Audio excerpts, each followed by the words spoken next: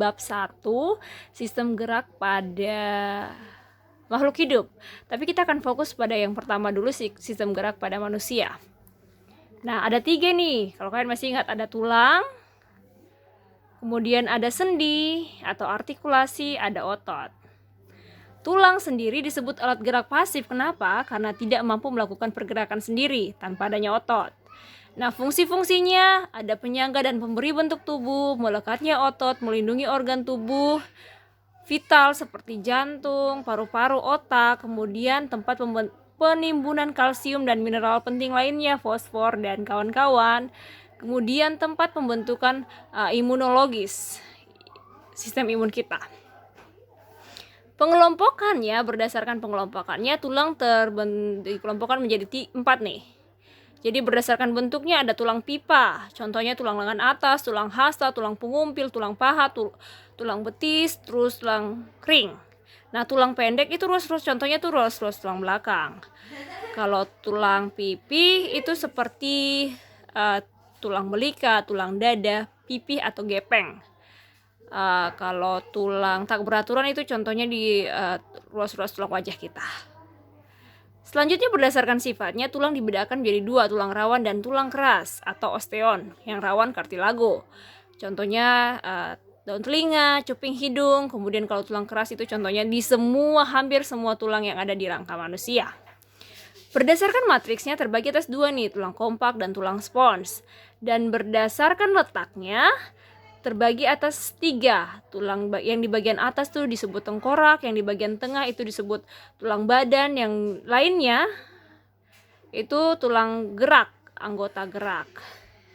Nah, gangguan-gangguan yang biasa dialami pada tulang itu ada osteoporosis, terus ada juga kifosis, lordosis, skoliosis, itu bentuk tulang yang bengkok ke depan, ke kiri, ke kanan ataupun ke belakang. Ada rakitis yang seperti huruf O atau huruf X dan seterusnya.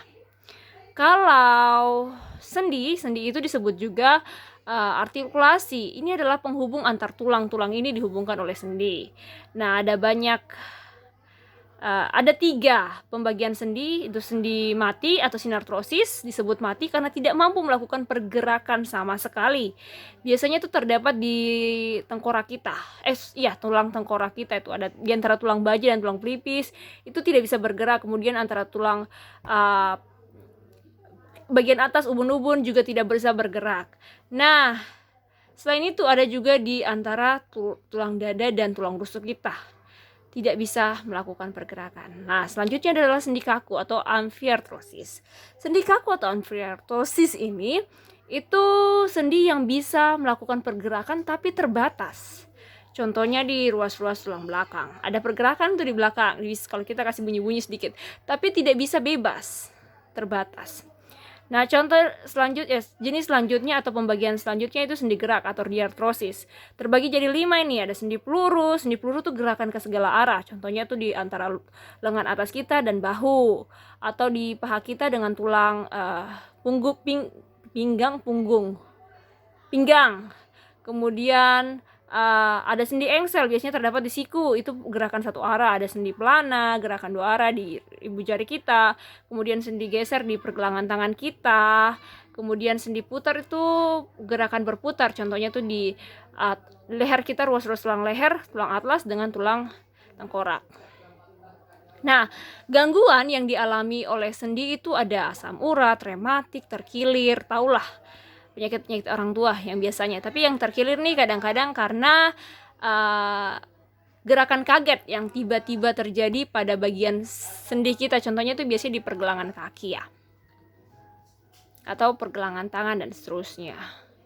Kemudian yang selanjutnya otot. Otot ini disebut alat gerak aktif nih. Tadi yang kalau tulang itu pasif, kalau ini aktif karena memungkinkan atau membantu pergerakan dari si tulang. Nah, berdasarkan macam-macamnya, otot itu dibagi menjadi 3, otot lurik, otot polos, otot jantung. Kalau otot lurik itu ciri-cirinya memanjang, silinder, banyak di tepi, banyak intinya tapi di tepi. Kemudian cara kerjanya sadar, cepat lelah, mudah lelah. Ini biasanya terdapat di atau menempel di rangka.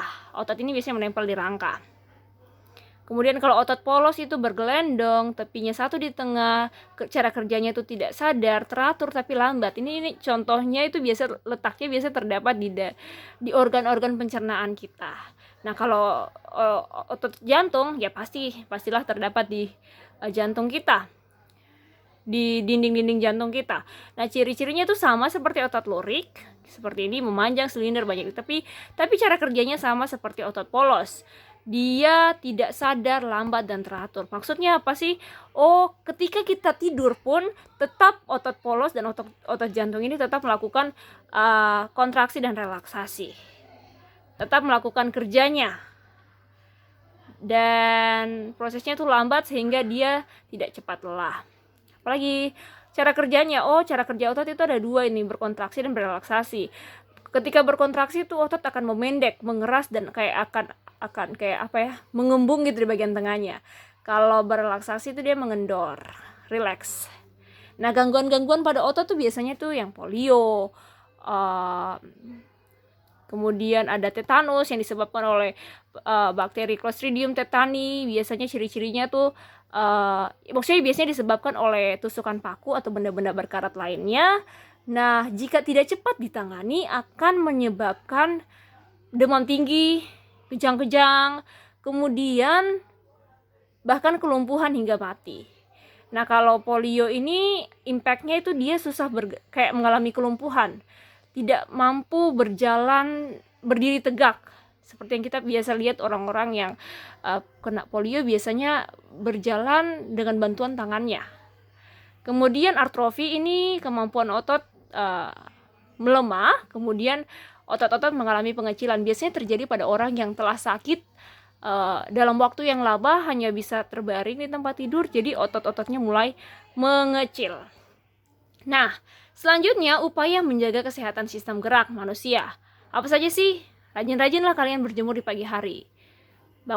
Jangan bangun di atas jam 8. Itu sekarang sudah mulai sekolah toh. Jadi bangun tuh sebelumnya biar kalian bisa menikmati sinar pagi hari nih, sedikit sebelum sekolah. Kemudian konsumsi makanan-makanan bervitamin D dan kalsium, susu dan lain-lain.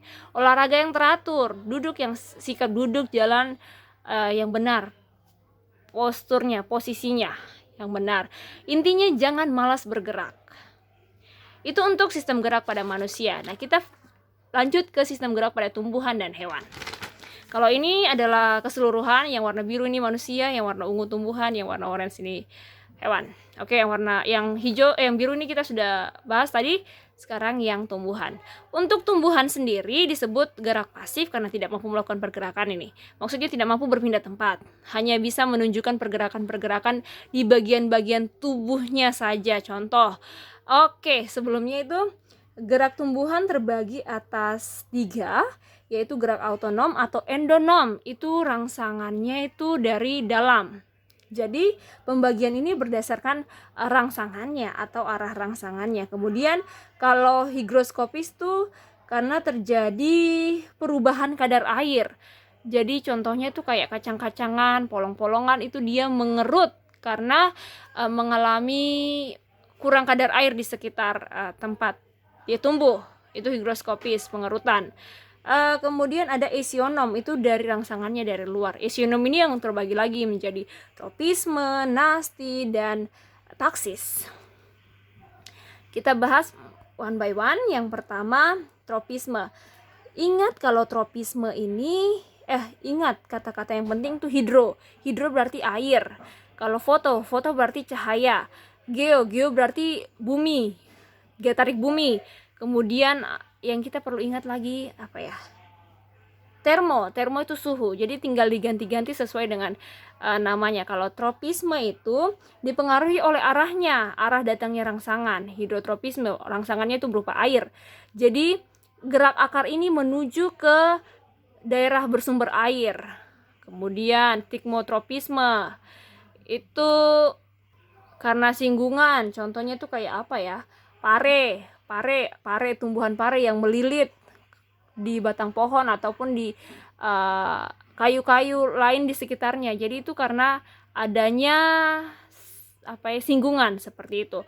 Kalau fototropisme itu gerak dipengaruhi oleh cahayanya. Contohnya itu gerak kelopak mahkota matahari itu, bunga matahari selalu mengikuti arah pergerakan matahari dari terbit sampai terbenam. Kalau geotropisme itu gerak akar atau bagian tumbuhan menuju ke pusat bumi, itu geotropisme positif. Sedangkan negatif itu gerak tumbuhan batang pohon yang berlawanan dengan arah arah gravitasi bumi. Oke, selanjutnya nasti. Nasti ini dipengaruhi oleh tumbuhan itu sendiri, jadi tidak dipengaruhi oleh arah rangsangan. Contohnya itu hidronasti. Hidro sama kayak tadi, hidro berarti air. Nah, contohnya itu dia mengalami keadaan kurangnya air nih, lingkungan yang mengalami kurangnya air, tapi dia melakukan tindakan sendiri, yaitu contohnya pada daun ilalang, dia menggulung pada suhu panas atau pada cuaca panas, dia menggulung supaya mengurangi penguapan. Contohnya lagi seismonasti, itu karena sentuhan, rangsangannya berupa sentuhan. Jadi ketika disentuh langsung dia menutup. Tumbuhan itu yang langsung merespon. Kemudian ada niktinasti, itu karena kondisi gelap, keadaan gelap, itu contohnya petai Cina, daun petai Cina yang menutup di malam hari. Contohnya lagi termonasti ini karena suhu ya, anggap aja termos, panas, suhu tinggi. Jadi contohnya itu bunga tulip yang kelopaknya tuh mekar ketika cuaca panas. Oke, selanjutnya berpindah tempat. Taksis atau gerakan berpindah tempat sebagian dari bagian-bagian dari tumbuhan. Ada kemotaksis, itu dipengaruhi oleh zat kimia, itu gerakan salah satu bagian tumbuhan yang gerakan spermatozoid ke arah lingkungan atau daerah di bagian tumbuhan yang mendapatkan banyak gula atau protein. Kemudian prototaksis itu cahaya, lagi dipengaruhi oleh cahaya. Contoh gerakan kloroplas ke arah atau ke daerah di bagian tumbuhan lainnya yang mendapatkan banyak cahaya. Oke, ternyata Miss lupa yang bagian sini ada fotonasti nih. Fotonasti dipengaruhi oleh cahaya. Ingat, foto berarti cahaya. Itu contohnya bunga jampat yang mekar, ya, bunga Miragilis silapa yang mekar di pukul-pukul tertentu, di waktu-waktu tertentu karena adanya cahaya matahari. Kemudian nikti kompleks berarti itu banyak, rumit, jadi gabungan dari berbagai macam rangsangan. Contohnya tuh gerakan stomata, membuka dan menutupnya stomata karena ada air, zat hara, dan lain-lain. Oke. Kemudian selanjutnya ke gerakan hewan. Gerakan hewan disebut gerakan aktif karena mampu berpindah tempat. Nah, faktor-faktor yang mempengaruhinya itu ada bentuk tubuh, berat badan, bentuk kaki, dan habitat. Kita sudah bagi kemarin berdasarkan habitatnya, itu ada hewan-hewan di air memiliki ciri-ciri yang sebagai berikut. Bentuk tubuhnya hidrodinamis, ada juga torpedo, kemudian ekor dan sirip yang lebar, sirip tambahan, gelombang udara, otot, dan tulang belakang yang elastis. Dari ciri-ciri inilah yang mempermudah hewan-hewan di air ini untuk melakukan pergerakan yang lincah, berenang yang lincah dan cepat. Kalau hewan-hewan di darat tuh ciri-cirinya tuh otot yang kuat, kemudian dipengaruhi juga kecepatannya dipengaruhi tulang dan otot, dan elastisitas yang tinggi. Makanya kemarin Miss sempat bilang, kenapa sih gajah dan harimau itu memiliki perbedaan kecepatan? Ya karena gajah ini memiliki selain badannya besar, dia punya momen inersia yang besar, kecenderungan untuk diam atau tetap pada posisinya yang keadaan seperti itu, keadaan semula itu besar. Jadi dia membutuhkan energi yang tinggi untuk bisa menggerakkan tubuhnya. Jadi dia bergeraknya tuh perlahan. Berbeda dengan harimau. Harimau ini memiliki kaki yang ramping, dan hewan-hewan yang memiliki pergerakan yang cepat ya kayak kijang, mereka memiliki kaki yang ramping dan kemampuan elastisitas yang tinggi. Apa itu maksudnya sih? Kemampuan untuk memanjang dan memendekkan tubuhnya ketika berlari itu. Jadi ketika dia di udara tubuhnya tuh memendek, kemudian ketika di udara tubuhnya memanjang, ketika mendarat tubuhnya pendek. Kemampuan untuk berlarinya cepat. Jadi itu karena gajah memiliki momen inersia tinggi. Kemudian kalau si harimau dan hewan-hewan lainnya itu memiliki elastisitas yang tinggi.